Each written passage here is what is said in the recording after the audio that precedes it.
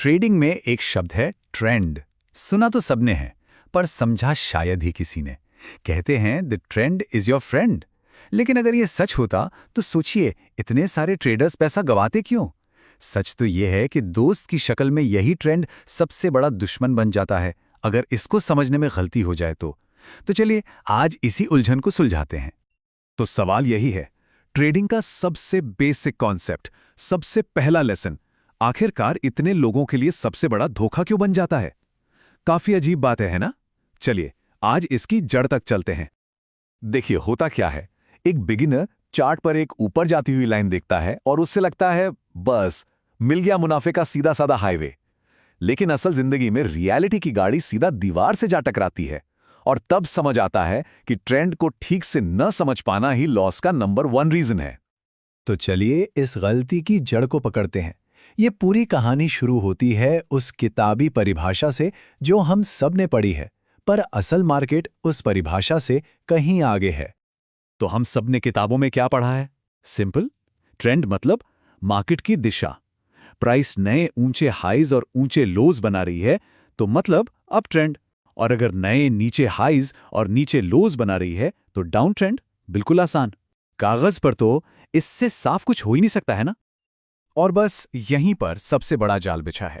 लोग यह मानकर बैठ जाते हैं कि ट्रेंड एक सीधी वन वे स्ट्रीट है, और इसी सोच की वजह से जैसे ही ट्रेंड एक छोटी सी सांस लेने के लिए रुकता है, जिसे हम पुल बैक कहते हैं, लोग घबराकर चलती ट्रेन से कूद जाते हैं, यह सोचकर कि ट्रेन का डायरेक्शन ही बदल गया है।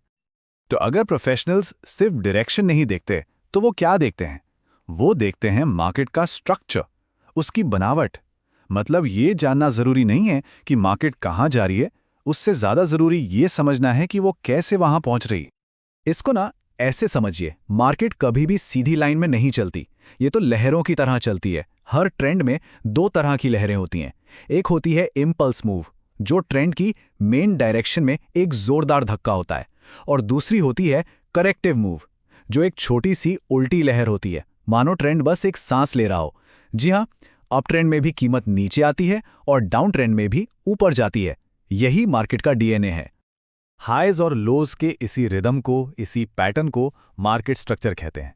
अगर ट्रेंड मार्केट की भाषा है तो स्ट्रक्चर उसकी ग्रामर है, उसका व्याकरण है। यही वो रूल्स हैं जो बताते हैं कि सेंटेंस सही है या गलत। इसीलिए एक प्रोफेशनल सिर्फ एक हायर हाई देखकर पार्टी शुरू नहीं करता, वो पहले ग्रामर चेक करता है।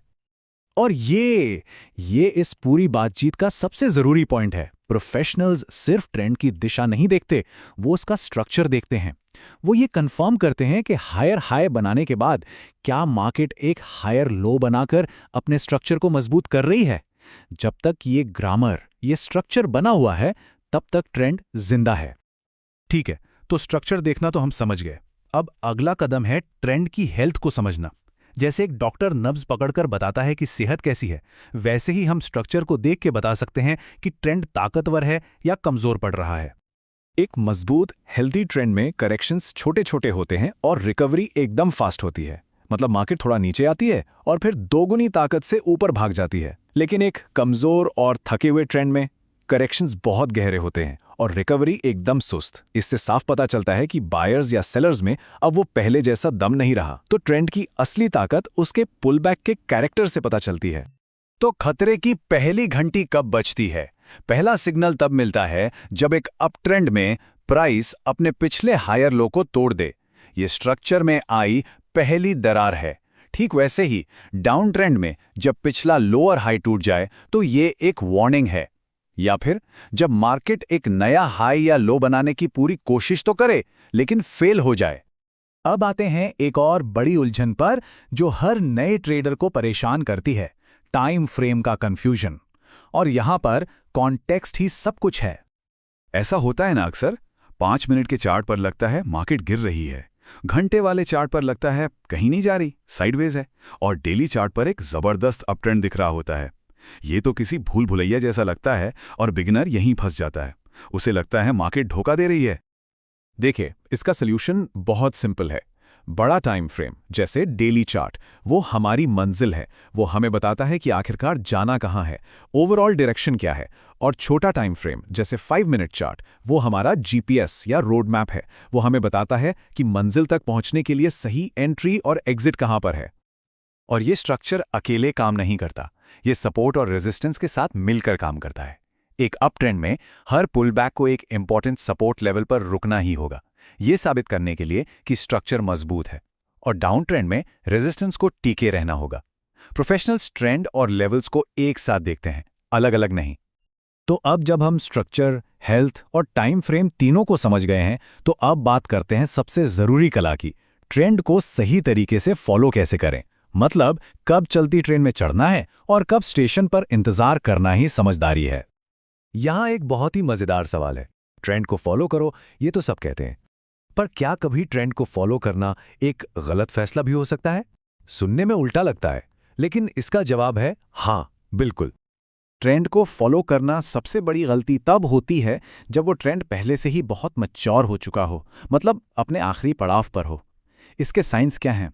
जब प्राइस बिना रुके बहुत तेजी से बहुत ज़्यादा बढ़ या घट चुकी हो, जब वॉल्यूम गिरने लगे, मतलब पार्टी में अब कम लोग आ रहे हैं, और जब प्राइस को नया हाई या लो बनाने में बहुत ज़्यादा मेहनत करनी पड़ रही हो। और मज़े की बात यह है कि यही वो पॉइंट है जहां फोमो के चक्कर में एक बिगिनर एंट्री लेता है और एक प्रोफेशनल प्रॉफिट बुक करने की सोचता है। एक प्रोफेशनल का एंट्री प्लान एकदम उल्टा होता है। वो फोमो में आके ट्रेंड के टॉप पर नहीं खरीदता, वो सब्र से एक करेक्शन या पुल बैक का इंतजार करता है। फिर वो देखता है कि पुल बैक के बाद क्या प्राइस अब स्टेबल हो रही है, और जब उसे पक्का कंफर्मेशन मिलता है कि हाँ, ट्रेंड अब दोबारा शुरू होने को तैयार है, सिर्फ तभी वो एंट्री लेता है। मतलब इंपल्स पर नहीं, एक प्रॉपर प्लान के साथ। तो यहां पर सबसे जरूरी माइंडसेट ये है, हमारा गोल ये प्रेडिक्ट करना नहीं है कि भविष्य में क्या होगा।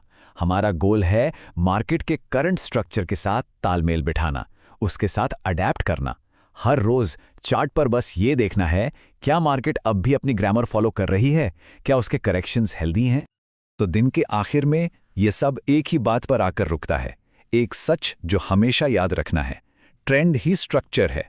ये सिर्फ एक दिशा नहीं है, ये मार्केट का अपनी कहानी कहने का तरीका है, उसकी अपनी भाषा है। जब कोई इस भाषा को पढ़ना सीख जाता है तो अचानक मार्केट का शोर कम हो जाता है और तस्वीर ज़्यादा साफ दिखने लगती है। अगले अंक में हम और भी गहरी बात करेंगे, लिक्विडिटी और स्मार्ट मनी कैसे स्टॉप लॉस हंटिंग करते हैं।